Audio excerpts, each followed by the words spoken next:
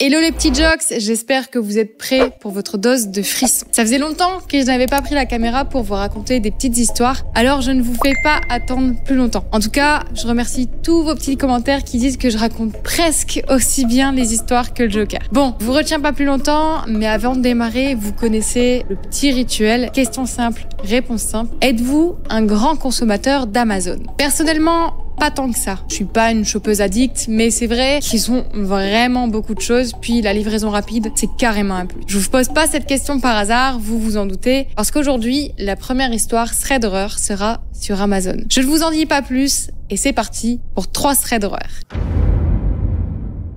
Et c'est l'histoire de Ruben. Ruben a 27 ans et il est livreur chez Amazon depuis maintenant plus de 2 ans. Ruben explique qu'avant, il était serveur, mais il a décidé qu'après le Covid et des grosses galères sans être payé, de faire une reconversion professionnelle et est tombé sur un poste de livreur chez Amazon. Et pour le coup, il adore ça. Il passe la majeure partie du temps seul à conduire, il est autonome dans son travail, mais il a tout de même du contact avec certains clients qu'il livre. Donc même s'il a son côté solitaire qu'il adore, il a aussi ce côté sociable avec certains clients. Il explique aussi que ses tournées, car elles sont souvent différentes, se passent beaucoup dans des petits villages, donc qui livrent soit des jeunes qui ont choisi la campagne pour être tranquilles, soit ce sont des personnes âgées qui ont souvent besoin de compagnie. Donc il est régulièrement invité à boire un petit café ou un verre d'eau. Un jour, Ruben livre un nouveau client qu'il n'a jamais rencontré. Pourtant, il livre souvent dans cette ville. Pour une première expérience, le client est totalement déçu et même énervé. Son colis est troué et en plus de cela, il manque quelque chose à l'intérieur. Ruben s'en est pris plein la tronche, comme on pourrait dire.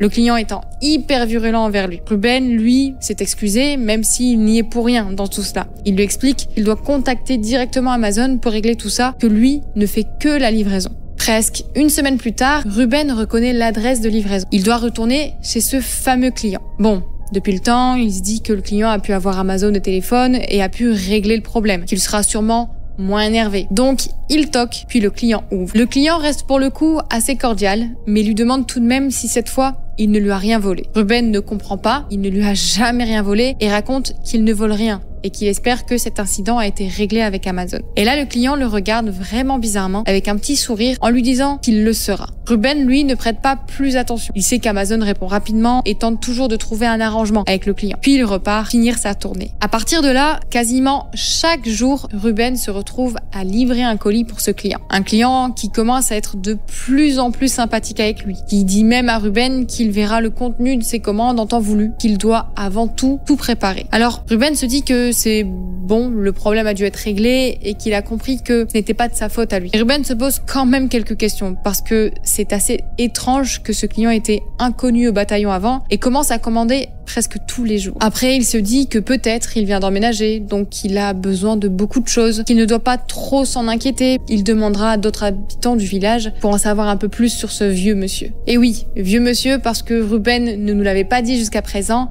mais ce monsieur a, il pense, une 60aine d'années. Sa maison est assez encombrée, il pense qu'il vit seul, mais il va se renseigner un peu plus auprès de ses voisins, de ses voisines que Ruben connaît et livre assez souvent. Puis, à chaque commande livrée, le client pose de plus en plus de questions concernant Ruben et ses livraisons. S'il fait ses livraisons seul, s'il viendra toujours à la même heure, si c'est sa camionnette à lui, etc., etc. Alors Ruben fait de même. Il enquête un peu sur ce monsieur qu'il trouve un peu étrange. Il apprend d'ailleurs que ça fait plusieurs années qu'il habite ici, qu'il ne sort quasiment jamais de chez lui et qu'il a très peu de visites. Ruben comprend donc un peu mieux pourquoi le client a réagi de façon archaïque et d'avoir pété un plomb à la première livraison. Il se dit que c'est parce qu'il ne connaissait pas et que le colis avait eu un trou, sinon ça se serait bien passé.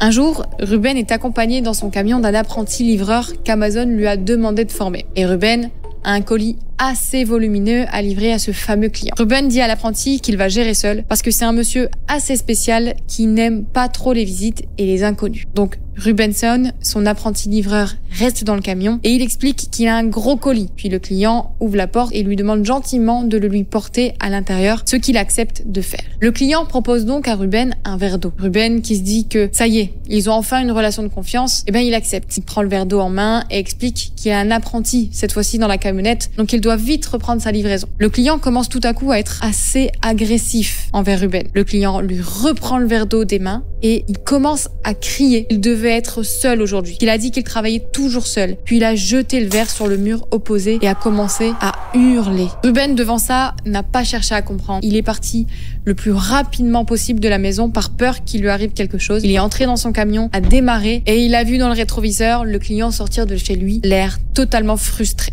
Ruben ne sait pas ce qu'il y avait dans son verre, ce que le client lui avait préparé. Mais il s'est dit que plus jamais il ne livrerait ce client et qu'il le signalerait à Amazon. Et vous ?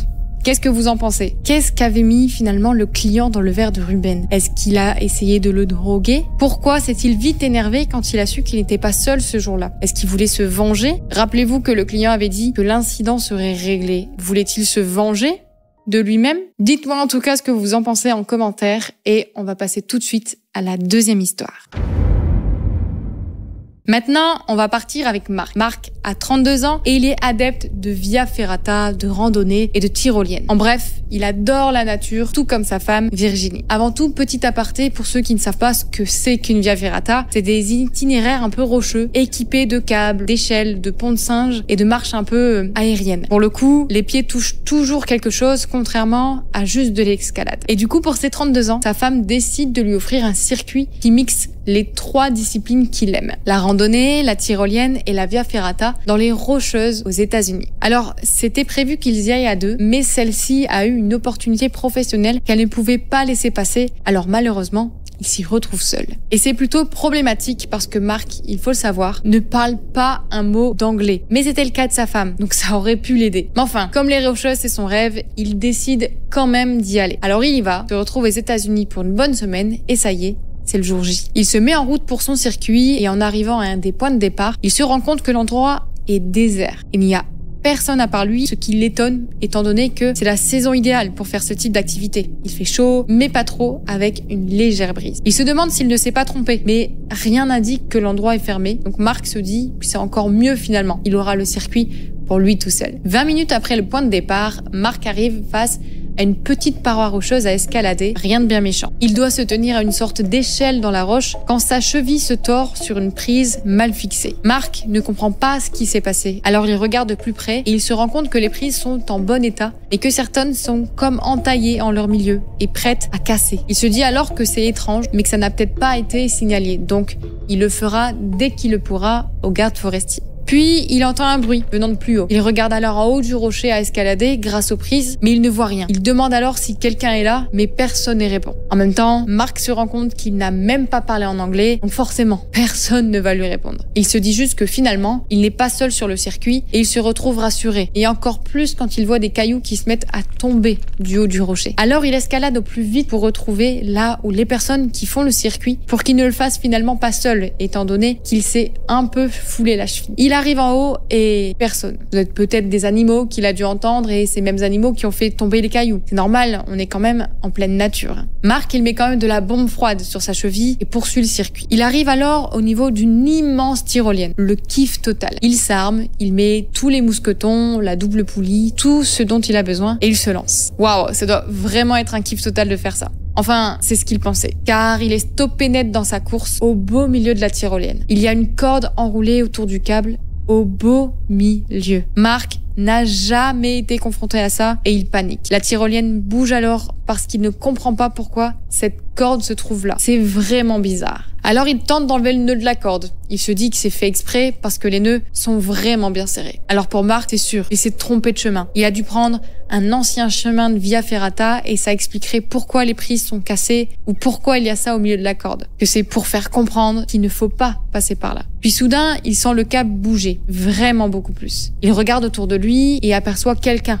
en haut de la tyrolienne. Marc lui crie de ne pas venir, qu'il y a un obstacle, mais la personne n'a pas l'air de bien l'entendre ou de comprendre. Alors Marc prend ses jumelles pour regarder ce qu'elle fait, car il n'a pas l'impression qu'elle est en train de s'armer pour prendre la tyrolienne. Il s'aperçoit à travers ses jumelles que la personne ne s'arme pas du tout pour faire la tyrolienne, mais plutôt qu'elle est en train de sortir tout ce qu'il faut pour sectionner le câble. Marc comprend alors qu'il est en danger. Il doit à tout prix enlever cette corde et que, même s'il n'a plus assez de vitesse pour suivre la tyrolienne, qu'il va devoir le faire rapidement à l'aide de ses bras. Alors Alors il sort son couteau suisse et coupe la corde aussi vite qu'il le peut. Il décide de ne pas se concentrer à regarder ce que la personne fait parce qu'il va perdre du temps à ça. Il arrive, sectionner la corde rapidement, puis se met la tête vers le bas et tire sur le câble avec ses bras pour descendre de la tyrolienne le plus rapidement possible avant que l'individu ne sectionne le câble. Il avance et tire tellement que ses bras le brûlent. Quand il arrive à une dizaine de mètres de l'arrivée, il voit une autre personne, elle aussi, avec tout un matériel pour couper le câble. Mark lui crie à l'aide et l'homme est complètement surpris. L'homme prend alors un talkie-walkie et parle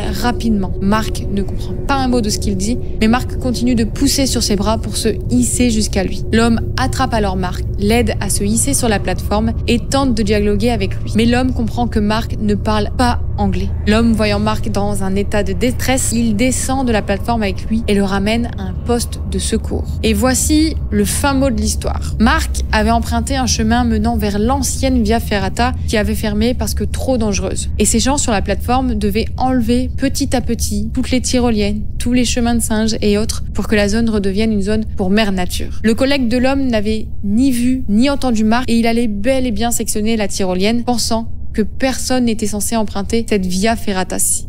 Mark, pour le coup, s'est fait une belle frayeur, mais a pu le lendemain, grâce à l'équipe qu'il a rencontrée, prendre le bon chemin cette fois-ci. Et Mark nous dit l'avoir adoré, cette nouvelle Via Ferrata, qu'il aimerait la refaire cette fois-ci avec sa femme. Et il nous avoue que depuis, il s'est un petit peu plus mis à l'anglais. Voilà pour cette histoire. Alors, elle sort un peu du lot. C'est pas forcément un trait d'horreur comme les autres, je trouve. C'est juste de la faute à pas de chance pour le coup. De prendre le mauvais chemin, de se tordre la cheville, que les personnes viennent au moment où Mark se trouve sur la tyrolienne pour la sectionner. C'est tout un enchaînement de mauvaises choses, quoi. Dites-moi en tout cas ce que vous en pensez. J'aimerais beaucoup faire de la Via Ferrata, mais je prendrai le chemin le plus touristique possible pour être certaine que ce qui est arrivé à Mark ne m'arrive pas. Et maintenant, la dernière histoire. C'est l'histoire de Jason. Jason a 21 ans et il fait ses premiers pas dans la restauration. Il sort tout juste de l'école et pour gagner un peu d'argent pour prendre petit à petit son indépendance, il décide d'accepter une offre pour travailler dans un restaurant à une trentaine de minutes de chez lui. Il précise petit à petit son indépendance parce que Jason vit seul avec sa mère depuis que son père est décédé à ses 3 ans. Il est très fusionnel avec elle, donc il va le faire petit à petit pour sa mère, mais il avoue que pour lui aussi. Jason appréhende un peu, car c'est sa réelle première expérience en dehors de ses stages. Donc lundi matin, il arrive au restaurant, un peu en stress, puis il écoute les consignes et se met au travail. Au fur et à mesure du service, Jason croise différents nouveaux collègues qu'il salue. Ils sont plutôt sympathiques et il commence à être de plus en plus à l'aise dans son service. Au moment de la pause déjeuner après le service du midi, il croise un homme et sa tête lui rappelle vaguement quelque chose. Jason le salue, mais l'homme, lui, ne le salue pas en retour. Il lui lance même un regard très froid avant de partir en claquant la porte de la cuisine. Jason, lui, en reste bouche bée. Il ne comprend pas pourquoi il a réagi comme ça. Après, il se dit que ça ne se passe pas forcément avec tout le monde, que ça arrive. Peut-être que la tête de Jason ne revient pas à cet homme et puis c'est tout. Et ça, pour le coup, il n'a pas tort. On ne plaît pas à tout le monde. Mais Jason essaie de trouver où il aurait pu croiser cet homme qui est tout de même bien plus âgé que lui, mais impossible de s'en rappeler. Il se dit qu'il a peut-être vécu une sorte de déjà vu, qui fait qu'il a l'impression de commettre cet homme. Quelques heures plus tard, Jason a repris son service, puis terminé sa journée sans recroiser cet homme. Alors Jason se dit qu'il doit sûrement travailler en cuisine et qu'il est donc content de ne pas trop le croiser. Puis enfin, Jason rentre chez lui. De retour chez lui, il en parle à sa mère, qui lui dit exactement la même chose, que des fois notre tête ne revient pas à tout le monde. Le lendemain, Jason arrive sur son lieu de travail, il va dans son casier, quand il se rend compte qu'il y a écrit quelque chose dessus. Jason alors se rapproche de son casier et il découvre qu'une insulte a été gravée sur le haut de son casier. Et il en est persuadé, celle-ci n'était pas présente hier. Et au moment où il se retourne pour se diriger vers la salle de service, il aperçoit. L'homme le regarde au loin avec un regard noir. Et pour le coup, Jason n'a pas un fort caractère. Alors il n'ose pas demander quel est le problème. Pourquoi il se comporte comme ça avec lui. Puis surtout, il vient d'arriver. Ça serait mal vu par sa direction s'il a des problèmes tout de suite avec d'autres collègues. Donc Jason passe son service le plus loin possible de cet homme. Mais ça le perturbe. Il oublie certaines commandes, il renverse quelques verres. Et sa responsable lui en touche un mot, mais Jason ne veut pas lui en parler. Il lui dit qu'il sort quelques minutes, il doit reprendre ses esprits et qu'à son retour, ça ira beaucoup mieux. Sa responsable alors l'y autorise, donc il se dirige vers la cuisine pour sortir prendre sa pause. C'est en passant dans la cuisine que l'homme le bouscule violemment d'un coup d'épaule et qui lui dit qu'il aurait dû lui arracher la tête il y a bien des années. Jason dit à l'homme qu'il ne comprend pas du tout et lui demande des explications auxquelles l'homme lui répond qu'il va lui rafraîchir la mémoire avant de partir. Et Jason, lui, ne veut pas faire de vagues. Alors il se dirige dehors de la cuisine et essaie de se calmer et retrouver son calme. Jason ensuite retourne voir sa responsable et lui dit qu'il ne se sent pas bien. Il ne raconte rien de ce qui est arrivé en cuisine, mais invente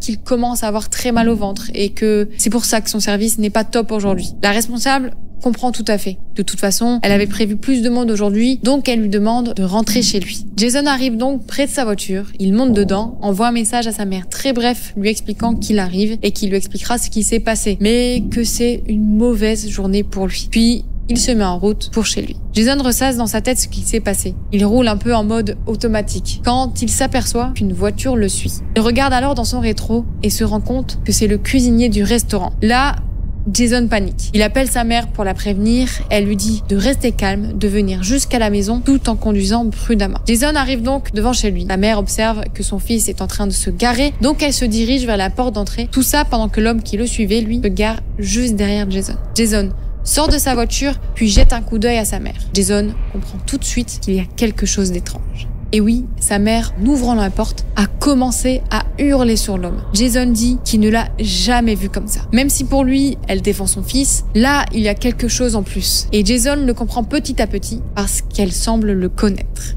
Une dispute a commencé à éclater entre les deux. Jason, lui, tente de s'interposer, mais se fait bousculer durant la dispute. Sa mère dit à l'homme qu'elle ne souhaite plus jamais le revoir et qu'il avait l'interdiction de l'approcher, faute de quoi elle appellerait la police. Puis l'homme, dès que la mère a sorti le mot police, est vite rentré dans sa voiture et a pris la fuite. La mère de Jason lui a ensuite expliqué que c'est un homme qu'elle avait fréquenté quand il était encore très jeune. Donc voilà pourquoi son visage lui était si familier.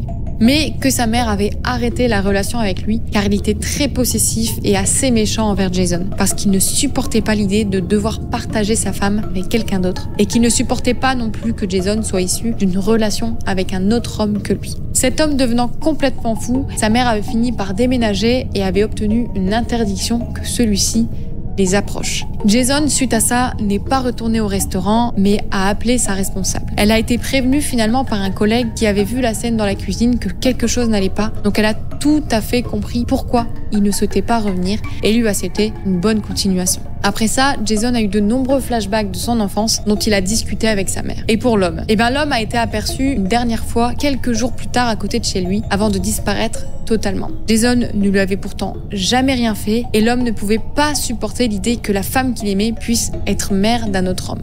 Jason n'arrive pas à comprendre comment l'homme peut avoir autant de haine contre lui alors que lui ne lui a pourtant jamais rien fait. Pour le coup, pour une première expérience de travail, c'est sûr que c'est pas génial. Mais bon, il a repris le travail dans un autre restaurant et tout se passe bien maintenant pour lui. C'en est fini pour cette vidéo, j'espère qu'elle vous a plu. Surtout, n'hésitez pas à vous abonner pour encore plus d'histoires comme celle-ci, à mettre un petit like, ça fait toujours du bien. Et je vous dis à la prochaine pour d'autres vidéos.